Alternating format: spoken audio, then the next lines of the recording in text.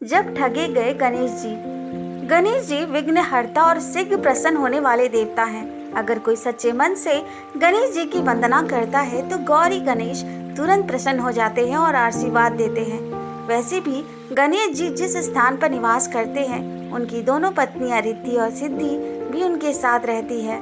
उनके 2 पुत्र शुभ और लाभ का आगमन भी गणेश जी के साथ ही होता है। कभी कभी तो भक्त भगवान को दुविधा में डाल देते हैं। पूजा पाठ एक भक्ति का जो वरदान मांगते हैं वह निराला होता है। काफी समय पहले की बात है। एक गांव में एक अंधी बुढ़िया रहती थी।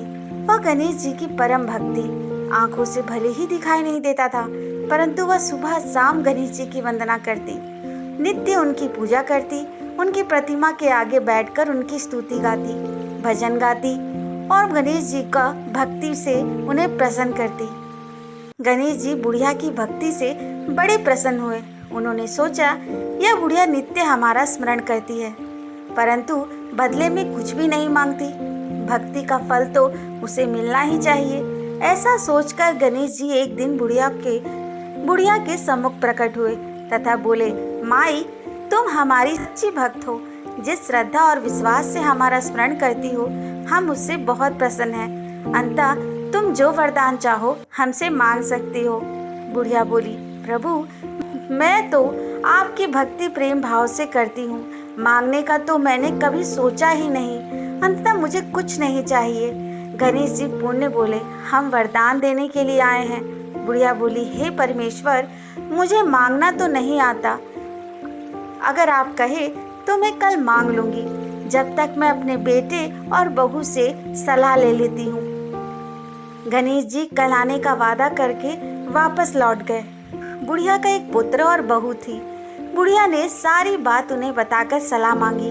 बेटा बोला, माँ, तुम गणेश जी से ढेर सारा पैसा मांग लो, हमारी गरीबी दूर हो जाएगी, सब सुख चैन से रहेंगे। बुढ़िया की बहू बोली, नहीं, आप एक सुंदर पोते का वरदान मांगे, वंश को आगे बढ़ाने वाला तो होना चाहिए। बुढ़िया बेटे और बहू की बातें सुनकर दुविधा में पड़ गई।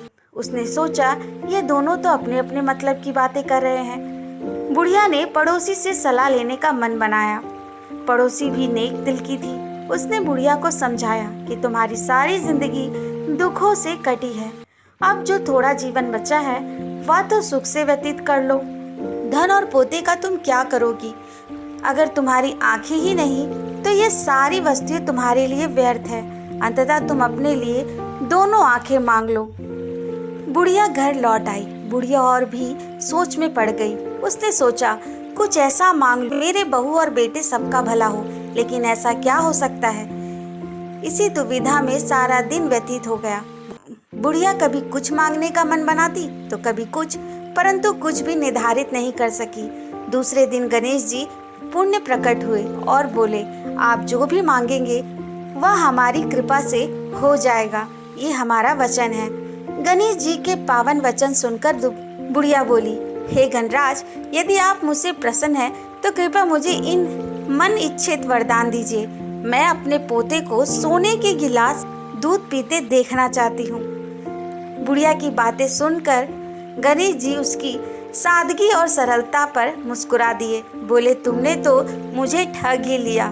मैंने तुम्हें एक वरदान मांगने के लिए बोला था, तुमने तो वरदान में ही सब कुछ मांग लिया। तुमने अपने लिए लंबी उम्र तथा दोनों आंखें मांग ली, बेटे के लिए धन, बहू के लिए पोता भी मांग लिया। पोता होगा, ढेर सारा पैसा होगा, तभी तो वह सोने के गिलास से दूध पिएगा।